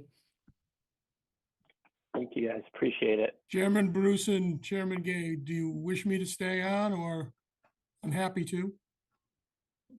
I think we're good for Yeah, I tonight. think Pat. we're good. But Thank you. Thank you for your time. Appreciate it. Yeah. One quick thing, Bill. There was a follow-up question from Fran Fusco. Again, her address is 20 Pine Lane. She wanted to be a little bit clearer on the question she had posed in the chat. Did employees get raises over the last 15 years, including STEP and COLA? The answer to that is a definitive yes. Of course, there have been wage increases, certainly from STEPs and COLA. I'm going to answer this in Stephanie and Molly's absence. I think that what was not done over that period of time is an analysis comparing roles to one another and to other towns. And so I'm happy, Fran, to have Stephanie and Molly come back in at a later time. Rob, I'll go to you to help answer that if, as long as Marianne is not in this meeting. I was gonna say, Mike, you nailed Oh, you're it. on. So. Yeah. Oh, I didn't see you there either, Molly. Great. So I'm happy to defer to Molly and Stephanie. The only thing that I was going to say is you heard, I believe Stephanie talk earlier about that this would be done every 5 years for the non-represented. And Molly, correct me if I'm wrong, for those that are part of collective bargaining, this is done every 3 years when their contract is renewed. Is that true? You are correct. Thank you. I will yield and get out of And here. You can feel free to promote me back to the attendees list now. And the only thing I'll add, your answer was perfect, Mike. People wouldn't have received steps if they were maxed out at the top of the pay scales, which have been in place for, 15 years. So those employees would not have. But other than that, thank you. And that was perfect. There you go. Good stuff. And Fran, thank you for the question and the clarification. I believe, Bill, that we have no more questions, so we can move on. Nope. So, chair update. So at our next meeting in 2 weeks, we have the school budget that Tim will come and speak to. I also want to go through the warrant article list and start thinking about assignments for them, because we'll have a finalized list by that point. So that's definitely going to be on the agenda. And then one other thing, and Allison might want to jump in here, is I know we've been trying to coordinate these subcommittee meetings, which is proving to be an immense challenge with everyone's schedules. It looks like all of them, Allison, keep me honest, are going to have to be the week after break. So like the week of the 24th. But some meetings have to take place during the day. So I guess it's not, as long as there's a few people, or at least somebody from the committee, I think that's the critical piece if we can't get everyone due to calendars. But I think it's important that you try to have those meetings that week, since 2 weeks later will be the presentation out. I don't think you want it to bleed into the first week of March. But Allison's going to help coordinate those, and then she has to post them all once we have the time set and everything. I don't know, Allison, if you'd add anything more, because I know you've been trying to manage all this. The only thing I would add is I just need a few people to reply. I have some people who are replying well and others who are not. So if you could just reply to my emails. Also, if you have any subcommittee questions, they need to be turned into me 2 to 3 days before the scheduled meeting, so that they can go to the municipal employees ahead of time, so that they can answer them at your meeting. Thank Bill, you can for I your ask a reminder, Allison. question? I just Oh. replied. Thanks. Bill, can I ask a question? What changed or No. what happened? I mean, I've been on committees with both you and Mike, and in years past, we've done them after hours, after 5 o'clock. What's changed this year that they all have to be done during the 9 to 5? And I think, George, your specific question is tied to the education, right? Schools? Correct. Yeah. So that's one clarifying question, is that I believe that that's at the request of the superintendent.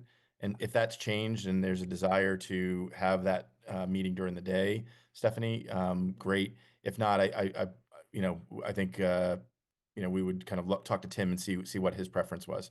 So I think it has worked really well for the school meetings to take place after hours. Yeah, I mean, that was very helpful, but So Stephanie, is there a preference on that one? would Stephanie be the one that talks to Tim? I think it was just some back and forth. Stephanie, I don't know if you were answering for that meeting as well. So Lemma and Tim, the superintendent and their finance director, usually schedule that meeting. I actually have not been in it the last 2 years. I'm happy to join, but I believe they drive the scheduling of that. So I'm not sure what they're proposing for dates. Sorry for pulling you into that. That's my mistake. No. Yeah. So Allison, we can work with Tim to see, because historically we have done that one in the evening because they didn't want to do during school hours. So we can go to Tim and Lemma and check Okay. George, and then she No can problem. get back with the education group. Yeah, I just said the subcommittee, it's a lot easier for the, I mean, I don't want to speak for any of the, any members, but I think collectively it was easier if we met at nighttime. So And we'll, again- And again, just to Allison will be, loop back on education. just to be super clear, George, that makes sense for the education. With that said, the opposite is true for all other. I'm just speaking all- about Yeah, education. yeah. So for all other, just to be really clear, we are shooting for daytime because of the kind of the extraordinary asks for Stephanie and Chris and the team that has to be in every one of those meetings. Not to mention the chiefs and the other department heads. So good stuff.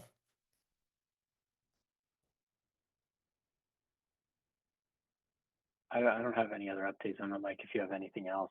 Otherwise, I can just keep going. Now, since we're just touching on the again the subcommittees, again just a reminder, if you're going to be meeting as a subcommittee to plan for the upcoming meetings that whether it's Stephanie and Molly and Chris that are planning or the school, please follow the process of letting Allison know, requesting that meeting be posted, and then following all of the rules that we set forth. That's it. Bill, do you want to go over upcoming meetings? Well, I think I touched on the next one. Then the March 11th one will be the report out of the subcommittees. And as I said for the last meeting, you know, executive summary type format. Don't need a long slide deck or, you know, pulling in all the slides like we did last year from what's been presented by Stephanie, Tim, or anyone else. Let's just do a couple slide executive summary of the key things you kind of want everyone in the public to know, and keep it focused that way. So that's on the 11th of March. On the 25th of March, we will be voting and going through all the articles except FS1. And then the FS1 discussion will be on Monday, April 28th. I have that right, Allison? I think it was April 28th is when we'll have our last meeting. So a little different than prior years, where we'll just speak to FS1. April 28th is the correct date. Okay. So make sure you have that April 28th date on your calendars. And Allison, I think you sent out an invite, right? I did. I send it to the commission. Okay. So that's about it for the update. Does anyone have any other business they want to discuss or anything else before we move on the agenda? Or any questions? No questions for me. All right. Quick question, Allison. Can you demote everybody that isn't a FinCom member just to make sure that we're not wasting people's time? Yes, go. I'll do that. And then old business, I guess I would entertain a motion on minutes. Make a motion to accept the minutes as presented. I'll second. Thanks, Mike. Hey, Any discussion or questions? One quick discussion on this. Had a conversation or actually a text exchange with Allison earlier. Procedurally, Allison had been including the minutes in the packet, you know, a couple of days before the meeting. With that said, the minutes had typically been done fairly, you know, quickly following a meeting. So just a procedural change. We're going to have Allison send out the minutes, you know, a day or two after the meeting. So say, you know, later this week, early next week, we'll have this meeting's minutes, and that will give everybody time to review the minutes and not have an additional document that you have to review along with the packet. So just a quick procedural change there. So look forward to that going forward.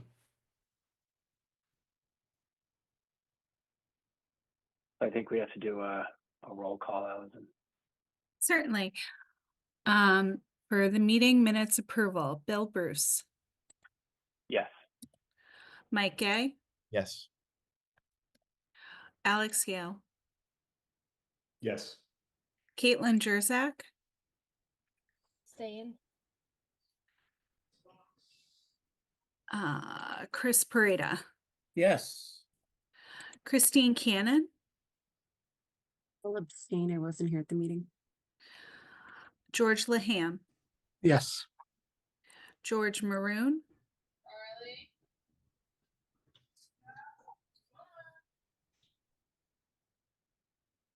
George Maroon still on? Did you get me? I said yes. Sorry. Thank you. Oh, now I can hear you. Margaret Driscoll, Yes. Mike Powers, Yes. Ryan Sturma, Yes. and Susan Flanagan Cahill. Yes. All right. I don't see any other public questions or comments. So nobody has anything else. I guess I'll entertain a final motion. I move to adjourn. Second. And then we'll do roll call again, Allison. Bill Bruce, Yes. Mike Gay, Yes. Alex Yale, Yes. Caitlin Jerzak,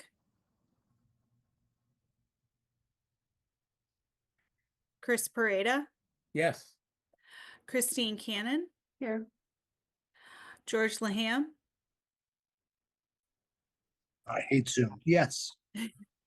George Maroon, Yes. Margaret Driscoll, Yes. Mike Powers, Yes.